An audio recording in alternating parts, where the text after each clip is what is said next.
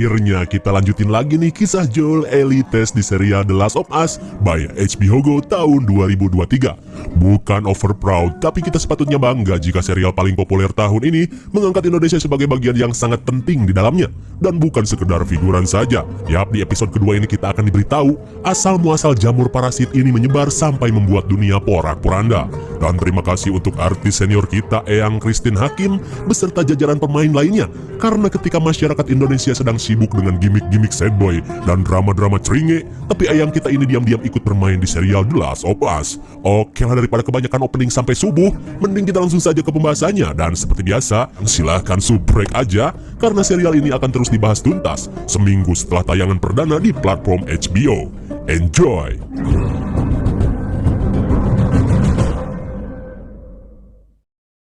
Film ini diawali dengan diperlihatkannya suasana kota Jakarta pada hari Rabu tanggal 24 September 2003. Di sebuah rumah makan terlihat seorang wanita paruh baya sedang makan siang seperti biasanya.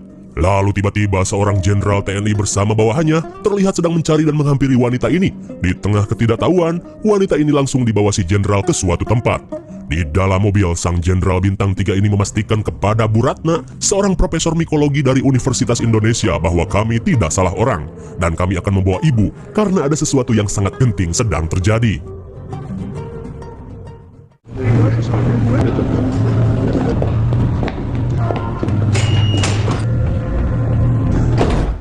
Sesampainya di lab dinas kesehatan yang dijaga ketat, Bu Ratna pun langsung dipersilahkan meneliti sebuah spesimen yang sudah dipersiapkan. Di tengah situasi mencekam, Bu Ratna pun langsung melihatnya. Dan tak memerlukan waktu lama, Bu Ratna pun memastikan jika jamur ini memang jenis Ophiocordyceps. Namun Bu Ratna heran kenapa mereka sampai menggunakan obat anti jamur di slide mikroskop. Lalu sang jenderal berkata jika obat itu digunakan saat pengambilan sampel pada tubuh manusia. Sontak Bu Ratna pun merasa konyol karena jamur cordyceps tidak bisa hidup di tubuh manusia. Dan tanpa sepatah kata pun Bu Ratna langsung dipersilahkan untuk mengeceknya sendiri.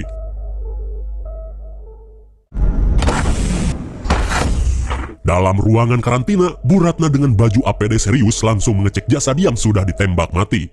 Kaki kiri bagian bawah. Apa ini gigitan manusia? Dari arahan jenderal, Bu Ratna langsung mengecek sebuah gigitan yang terlihat sudah bermutasi. Di tengah keheranan, Bu Ratna pun bertanya apakah benar ini gigitan manusia. Lantas Bu Ratna langsung mengecek mulut si korban.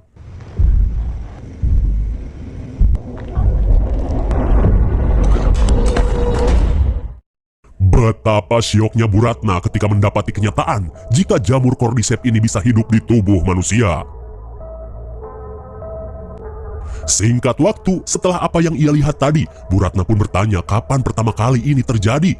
Lantas si jenderal memberitahu, tepatnya 30 jam yang lalu, di pabrik tepung dan gabah barat kota Jakarta, seorang wanita tiba-tiba melakukan tindak kekerasan dan sampai menggigit 3 orang pekerja lainnya. Kemudian wanita itu dikunci di kamar mandi sampai polisi datang. Namun wanita itu kembali beringas dan terpaksa harus ditembak. Lalu, 3 orang yang digigit pun melakukan hal yang sama dan harus berakhir dengan cara yang sama. Akan tetapi, informasi pasien Zero masih belum diketahui dan bisa saja pasien Zero-nya adalah wanita itu. Lantas Bu Ratna menanyakan kondisi para pekerja lainnya. Si jenderal pun menginformasikan jika 14 orang pekerja hilang entah kemana. Lantas si jenderal mengungkapkan alasannya membawa Bu Ratna, di mana si jenderal menginginkan sebuah obat dan vaksin untuk mencegah penyebaran. Akan tetapi, Bu Ratna menegaskan jika selama dirinya hidup dalam profesinya, tidak ada obat dan vaksin untuk kasus jamur cordyceps. Lalu si jenderal bertanya apa yang harus kami lakukan. Bom, mulailah pemaboman. Bom seluruh kota dan seluruh orang yang ada di dalamnya. Apa ada yang bisa antar saya pulang? Tanpa diduga, Bu Ratna menginstruksikan untuk membombardir kota beserta orang-orangnya. Dan Bu Ratna yang sudah putus asa hanya ingin pulang kepada keluarganya dan menghabiskan sisa hidupnya.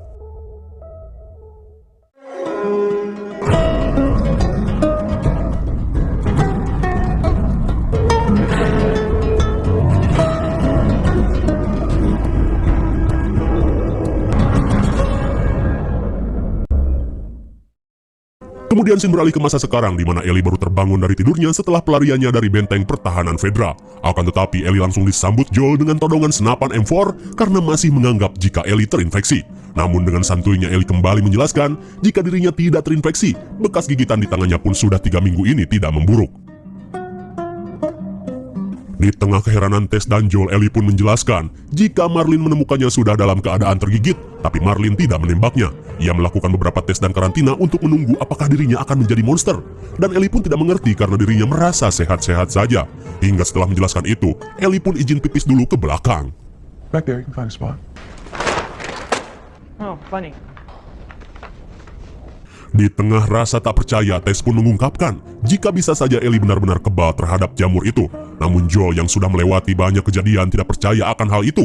Menurutnya, cepat atau lambat Ellie pasti akan berubah menjadi monster.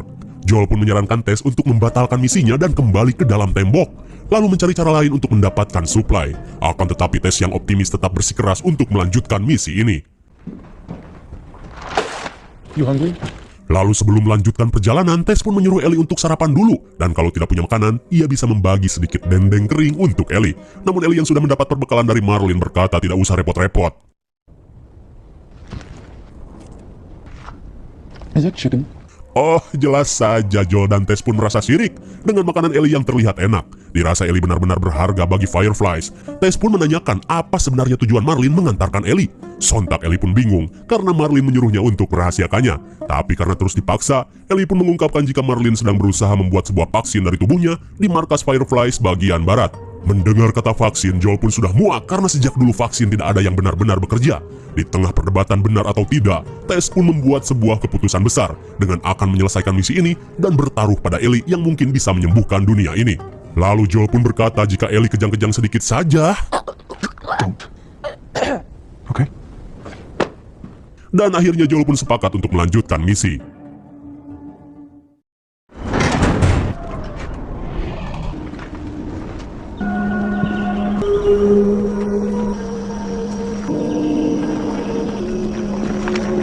We should get moving.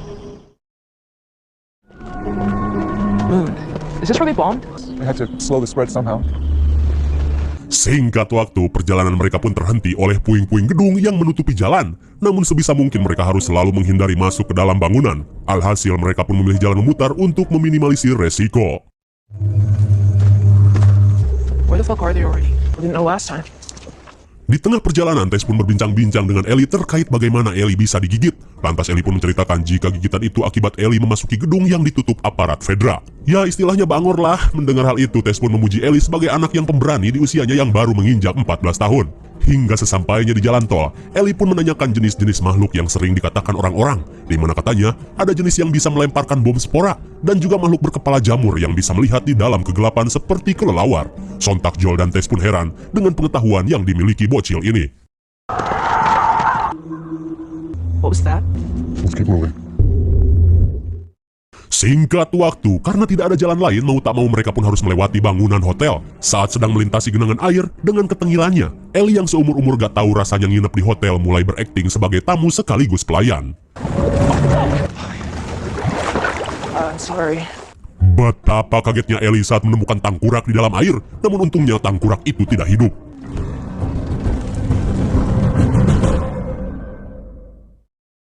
Beberapa saat kemudian, akhirnya mereka sampai di lantai 10 dan perjalanan mereka pun kembali terhenti akibat reruntuhan gedung. Dan karena pintu-pintu hotel terkunci dari dalam, Tess pun menyuruh Joel untuk membantunya naik supaya bisa mencari Joel lewat.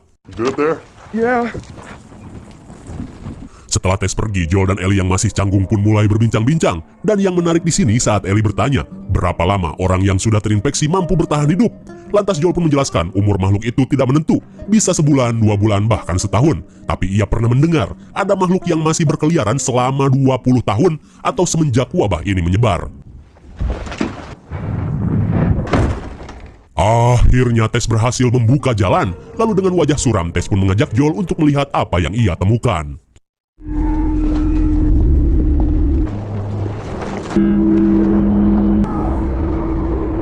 There's so many. Melihat banyaknya makhluk itu, Tess pun menjelaskan jika terakhir kali mereka kemari, makhluk-makhluk itu masih sedikit. Namun mungkin karena banyaknya orang yang mencari tempat perlindungan, mereka malah terinfeksi dan membuat koloni makhluk semakin banyak. Melihat makhluk-makhluk itu serempak bergerak terkena cahaya matahari, Tess pun menjelaskan jika sebenarnya mereka semua terkoneksi. Tess pun menambahkan jika jamur-jamur yang tumbuh di tanah memiliki akar sepanjang 1,6 kilo. Dan jika kita menginjak cordyceps yang masih aktif, secara otomatis jamur itu akan memberikan sinyal dan menggiring makhluk-makhluk itu untuk menyerang ke lokasi kita menginjak jamur. Mengerikan sekali. Ya, melihat banyaknya makhluk itu di jalanan yang akan mereka lalui, mau tak mau mereka pun harus mencari jalan lain. Singkat waktu, akhirnya mereka sampai di depan museum yang banyak ditumbuhi Cordyceps. Tess pun menjelaskan jika di lantai atas akan ada jalan untuk bisa menyeberang. Dan untungnya Cordyceps di museum ini sudah mati mengering. Setelah melakukan persiapan, mereka pun langsung masuk dengan berhati-hati.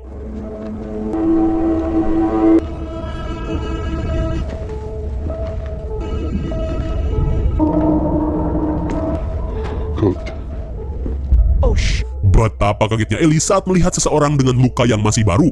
Melihat hal itu, Tess dan Joel langsung waspada dan mengecilkan suara, seolah mengetahui jenis makhluk apa yang ada di tempat ini. What'd you hear?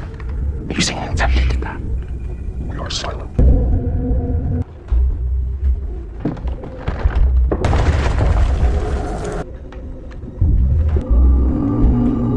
Oh, ternyata di museum ini banyak sekali makhluk yang sudah dibakar dan mengering. Dengan berhati-hati mereka kembali melanjutkan perjalanan.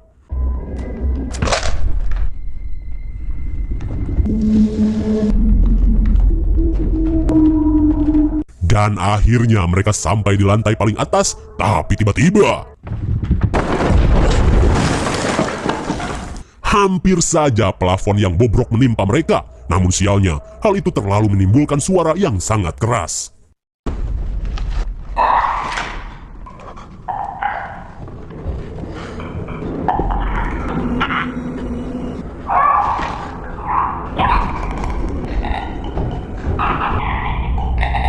Di tengah ketegangan dalam keheningan, Joel pun mengisyaratkan jika makhluk ini mengandalkan pendengaran untuk menyerang, atau anak game menyebutnya sebagai clickers.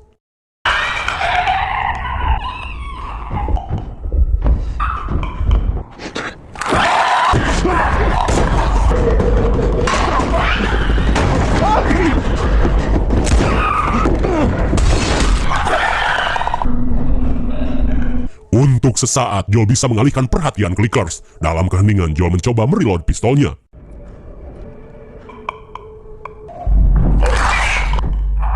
Melihat clickers menjauh, ia pun langsung mengajak Ellie untuk mengendap-endap.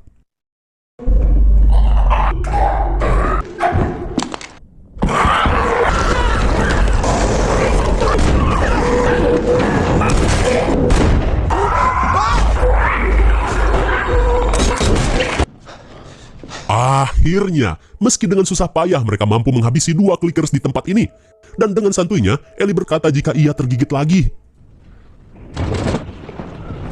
Setibanya di atap museum, Ellie pun menyeberang terlebih dulu, sementara Joel berusaha menolong Tess yang terkilir. Meski Joel khawatir karena Ellie kembali tergigit, namun Tess terus meyakinkan Joel jika Ellie benar-benar kebal. Is it everything you hoped for? Saat Joel menghampiri Ellie, mereka pun sudah bisa melihat markas Fireflies yang sudah tak jauh lagi. Dan karena hari sudah sore, Tess pun mengajak yang lain untuk segera melanjutkan perjalanan. Sambil berjalan, Joel terus memperhatikan luka gigit di tangan Ellie, dan kini Joel pun mulai yakin jika Ellie benar-benar kebal. Singkat waktu, akhirnya mereka pun sampai di tempat yang sudah dijanjikan. Namun sekian lama menunggu, mereka pun heran karena orang-orang Fireflies tak kunjung datang. Lantas Joel pun berinisiatif untuk mengeceknya.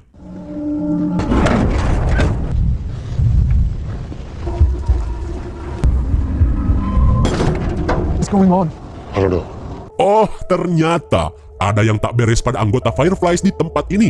Lalu Tess yang penasaran langsung pergi mengecek ke dalam bangunan. I mean, there's gotta be a... Dan ternyata seluruh anggota Fireflies di tempat ini sudah binasa. Bahkan salah satu dari mereka sudah terinfeksi. Melihat keadaan ini, Tess pun terlihat panik dan seolah terburu-buru mencari petunjuk radio, peta, atau semacamnya guna menyerahkan Ellie.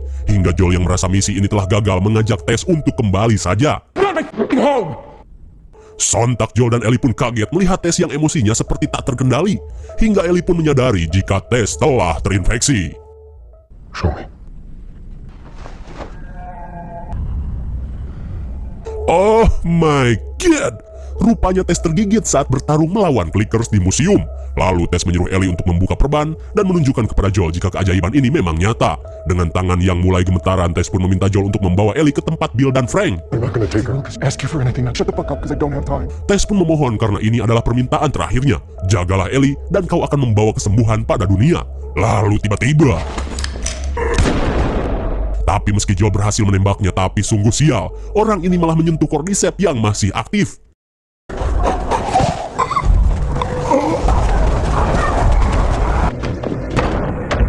How many? All of them. Oh my god, Joel pun mengatakan jika mereka semua sudah mengetahui posisi kita, dan kita sudah tidak punya banyak waktu. Mendengar hal itu, Tess pun segera melakukan pengorbanan terakhirnya.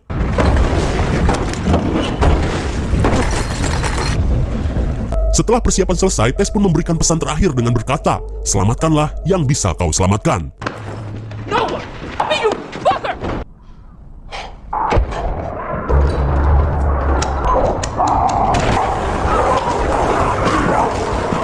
Saat Tess kesulitan menyalakan api, tiba-tiba salah satu makhluk menyadari keberadaan Tess yang sudah terinfeksi.